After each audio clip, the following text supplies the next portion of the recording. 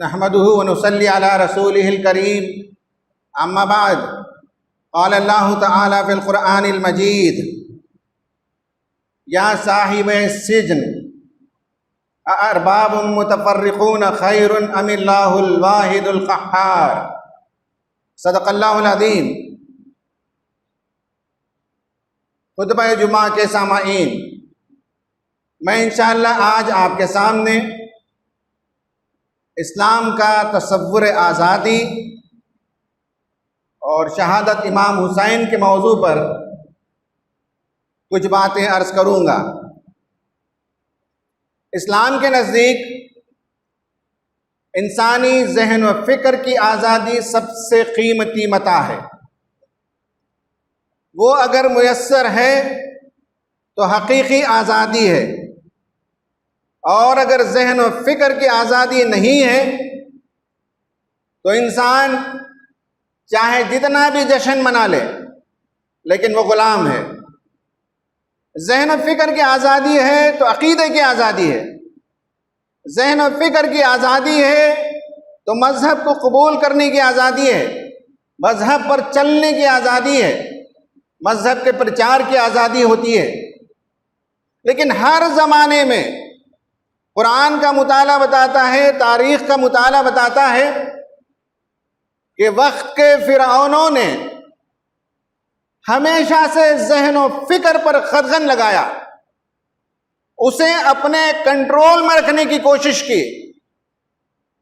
اگر کوئی عقیدہ قبول بھی کرنا ہو تو وقت کے حکمرانوں کے تیور کو دیکھ کر قبول کرنا ہوتا، ان کی اجازت کے بغیر کوئی عقیدہ قبول نہیں کیا جا سکتا۔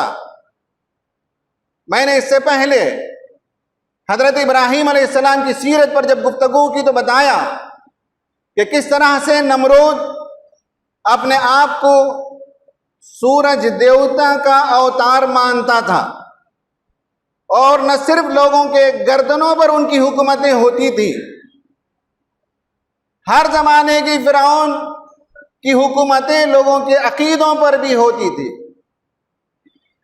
اسلام ہر زمانے میں انسانوں کو یہ آزادی دلاتا رہا، کہا کہ یہ سب تمہارے لیے خدا نہیں، ان کی عقیدتوں میں تمہیں گرفتار نہیں ہونا ہے۔ فرعون نے کیا کہا تھا؟ انا ربکم الاعلی کہا تھا۔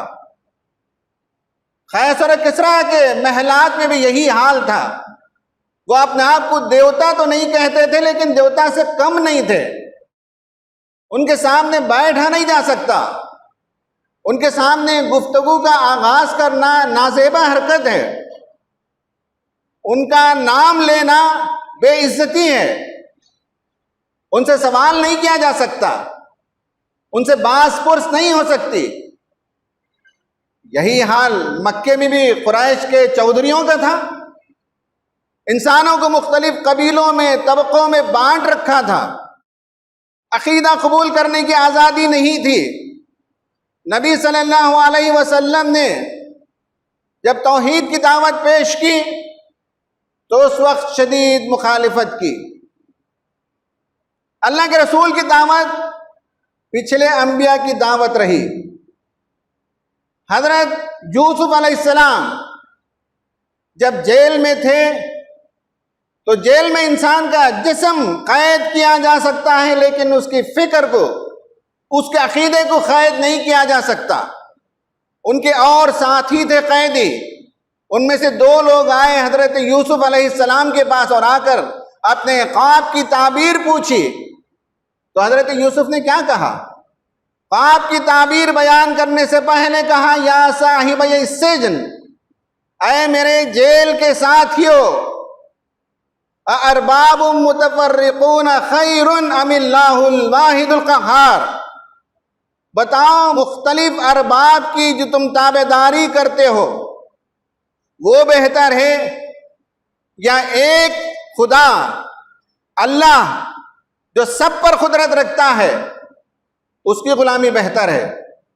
ایک خدا کی غلامی سے انسان کو ہر جگہ سے آزادی ملتی ہے، اور اگر انسان ایک خدا کا غلام نہیں بننا چاہتا تو سینکڑوں خدا کا وہ غلام بن جاتا ہے. کبھی وہ نفس کا غلام بنتا ہے، کبھی وہ نیشنلزم کا غلام بنتا ہے. قوم پرستی ایک خوبصورت نام ہے لیکن وہ ایک زہر ہے. امرت کے نام سے زہر دیا جائے تو وہ امرت نہیں ہے. قوم پرستی کا نشہ جب پلایا جاتا ہے تو عقل کی آزادی مفقود ہو جاتی ہے.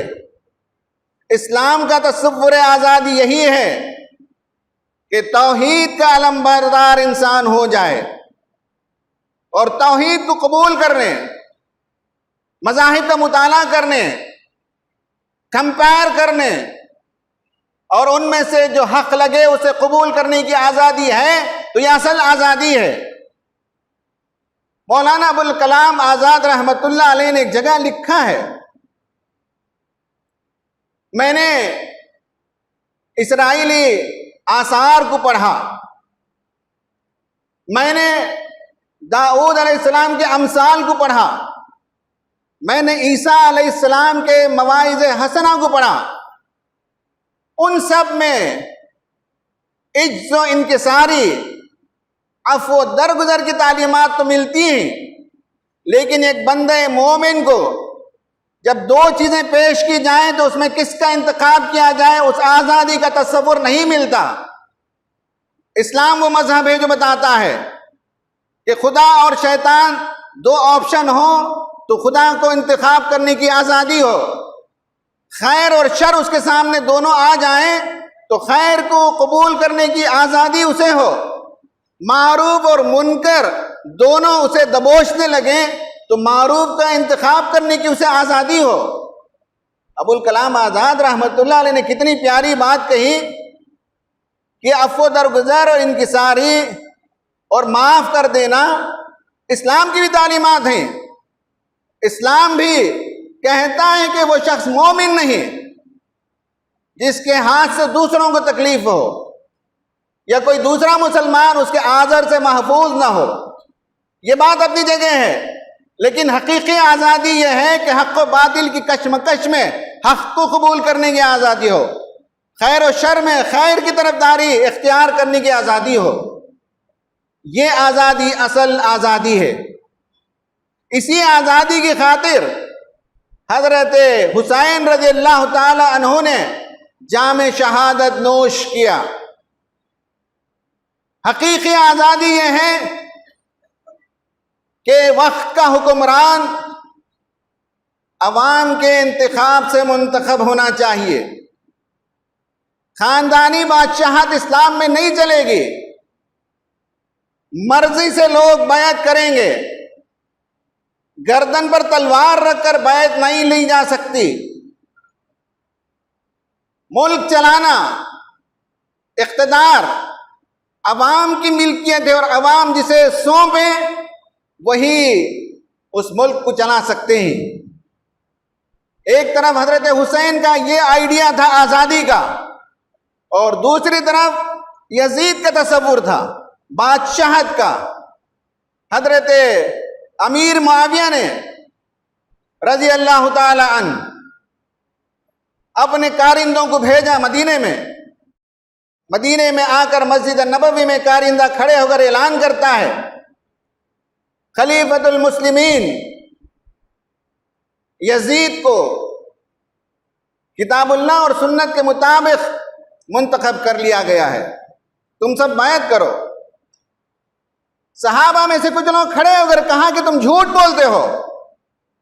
اسلام میں یہ آزادی ہے کہ وقت کا حکمران کون ہو، ہمارا خلیفہ کون ہو، اسے ہم منتخب کریں گے. کوئی نامزد کر کے چلے جائے، کوئی اپوائنٹمنٹ دے کر چلا جائے، کسی کا تقرر ہو جائے اور تم کہو کہ یہ کتاب اللہ اور سنت کے مطابق ہے، یہ جھوٹ بات ہے، ہم اسے ماننے کے لیے تیار نہیں. آخر اسی آزادی کو محفوظ رکھنے کے لیے حضرت امام حسین رضی اللہ تعالیٰ عنہ نے اپنے گردن کا نذرانہ پیش کر دیا، لیکن تصور آزادی کو گرنے نہیں دیا. یہ آزادی کا تصور ہے عقیدے کی آزادی ہو، رائے کی آزادی ہو، مذہب کو قبول کرنے کی آزادی ہو، کوئی کسی کی گردن پر سوار نہ ہو. کوئی کسی کے عقیدے پر قدغن نہ لگائے، یہ امام حسین کی شہادت کا منہ بولتا ثبوت ہے۔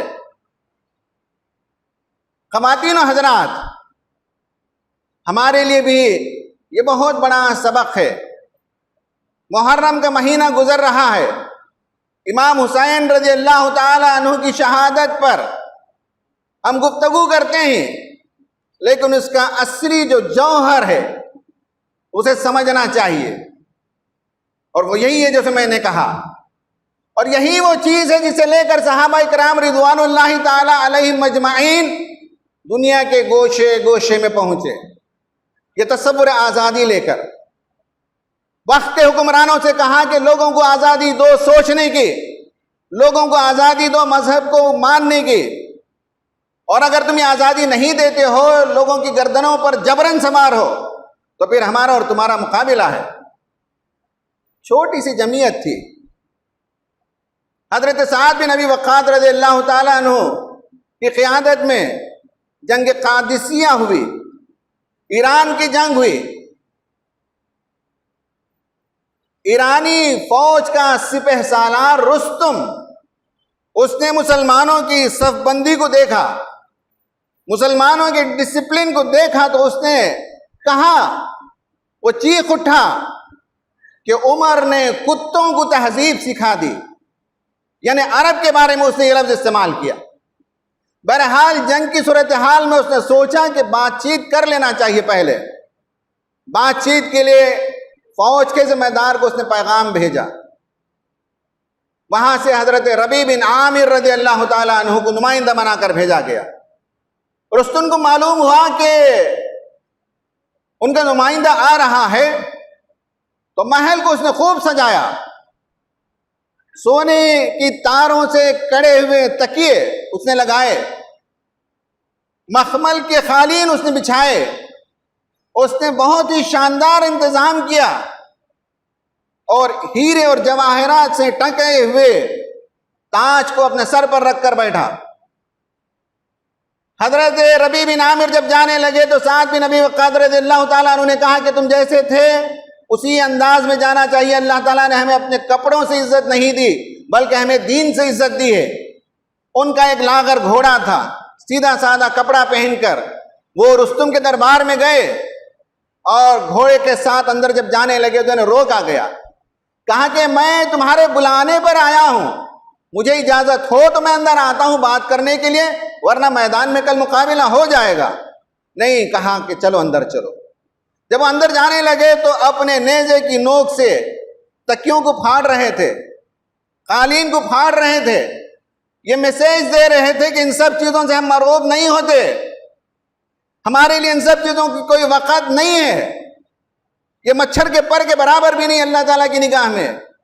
تم ان دنیا کی چیزوں کو دیکھ کر ہو سکتا ہے کہ ریجھتے ہوں، لیکن ہم قطعاً سے کوئی وقت نہیں دیتے۔ اس کے بعد اس نے پوچھا، تم کیوں آئے ہو؟ تمہاری کیا تہذیب ہے؟ مصر کی ایک تہذیب تھی، روم کی ایک تہذیب تھی، یونان کی ایک تہذیب تھی، ہمارے فارس کی ایک تہذیب ہے، ہندوستان کی ایک تہذیب تھی۔ تم عرب لوگ کتوں کی طرح آپس میں لڑنے والے، جھگڑنے والے، کوئی تہذیب تمہاری نہیں، تم یہاں کیوں آئے؟ حضرت ربیع بن عامر رضی اللہ تعالیٰ عنہ نے کہا کہ تم نے جو کہا وہ بالکل صحیح ہے، ہمارے ہاں کوئی تہذیب نہیں تھی، ہم آپس میں لڑتے جھگڑتے تھے، ہمارے اندر بے شمار خرابیاں موجود تھیں، لیکن ہمارے درمیان نبی کریم صلی اللہ علیہ وسلم مبعوث ہوئے۔ اس نے پوچھا کیا پیغام ہے تمہارا یہاں؟ حضرت ربیع بن عامر نے کہا کہ ہم یہاں فارس میں اس لیے آئے ہیں کہ بندوں کی غلامی سے نکال کر خدا کی بندگی میں دیں، بندوں کو دنیا کی تنگنائیوں سے نکال کر دنیا کی وسعتوں میں پہنچائیں۔ بعض لوگوں نے آخرت کی وسعت لکھا ہے۔ دنیا میں جو مشکلات ہیں، دنیا میں جو پریشانیاں ہیں، انسانوں کو جس طرح سے رگڑا جاتا ہے، انسانوں کو جس طرح سے ذلیل کیا جاتا ہے، طبقوں میں تقسیم کیا جاتا ہے، ہم آئے اس لیے ہیں کہ اللہ کے بندے سوائے اللہ کے کسی اور کی بندگی اور غلامی نہ کریں، دنیا کی تنگنائیوں سے نکال کر دنیا کی وسعتوں میں ہم انہیں پہنچانے کے لیے آئے ہیں۔ یہ ہے وہ حقیقی آزادی جس کے لیے صحابہ اکرام رضوان اللہ تعالی علیہم اجمعین دنیا کے گوشے گوشے میں گئے۔ کسی کو اسلام قبول کرنے پر جبر نہیں کیا۔ قرآن کی تعلیم ہے لا اکراہ فی الدین، دین کے معاملے میں جبر نہیں ہے، لیکن دین کے معاملے میں آزادی تو ہو، غور و فکر کی آزادی ہو، مذہب کی آزادی ہو، اپنے مذہب کے مطابق عبادتوں کی آزادی ہو، کھانے پینے کی آزادی ہو، لباس کی آزادی ہو۔ اگر تم کھانے پینے پر پابندی لگاتے ہو، لباس پر پابندی لگاتے ہو، عبادتوں پر پابندی لگاتے ہو، اللہ کے کلام کو پڑھنے کے سلسلے میں پابندی لگاتے ہو، تو یہ حقیقی آزادی نہیں ہے۔ مولانا مودودی رحمت اللہ علیہ نے ایک جگہ کہا کہ گورے انگریز چلے گئے اور کالے انگریزوں کا اگر قبضہ ہو جائے تو حقیقی معنوں میں آزادی نہیں ہے۔ ایک ظالم حکمران چلا جائے اور دوسرا ظالم حکمران دوسروں کی گردنوں پر سوار ہو جائے، یہ حقیقی آزادی نہیں ہے۔ حقیقی آزادی توحید کو سمجھنے کی آزادی، حقیقی آزادی حکمرانوں کو منتخب کرنے کی آزادی، حقیقی آزادی بندوں کے درمیان مساوات کی آزادی۔ اگر یہ آزادیاں میسر ہیں تو حقیقی معنوں میں انسان آزاد ہے، ورنہ صرف یہ ہے کہ ایک حکمران طبقہ چلا گیا، حکمرانوں کا دوسرا طبقہ اقتدار پر قابض ہو گیا اور وہی ظلم باقی رہے، وہی غربت باقی رہے، وہی ان ایمپلائمنٹ باقی رہے، وہی ظلم و جبر باقی رہے، تو حقیقی آزادی یہ نہیں ہے۔ حقیقی آزادی پولیٹیکل آزادی بھی ہو، اس کا بھی جشن ہو، اس کی بھی خوشی ہو، اور اس کے ساتھ ساتھ انسانوں کو عزت ملے، احترام ملے، روزی روٹی ملے، اور انسانوں کے ذہن و فکر اور ان کے عقیدے آزاد ہوں، وہ سوچنے اور سمجھنے اور پڑھنے اور مطالعہ کرنے اور کمپیئر کرنے، حق کو قبول کرنے، معروف کی طرفداری کرنے، خیر کے علمبردار بننے کی آزادی انہیں ملتی ہے، تو یہ حقیقی معنوں میں آزادی ہے۔ اللہ تعالیٰ سے دعا ہے کہ اللہ تبارک و تعالیٰ ہمیں حقیقی معنوں میں سچی خوشی عطا فرمائے، سچی آزادی عطا فرمائے، ہمیں اپنے نفس کی غلامی سے آزاد فرمائے، ہمیں گناہوں سے اللہ تعالیٰ آزاد فرمائے، اور ہمیں صرف اس کی تابعداری اختیار کرنے کی توفیق عطا فرمائے۔ آمین۔ وآخر دعوانا ان الحمد للہ رب العالمین۔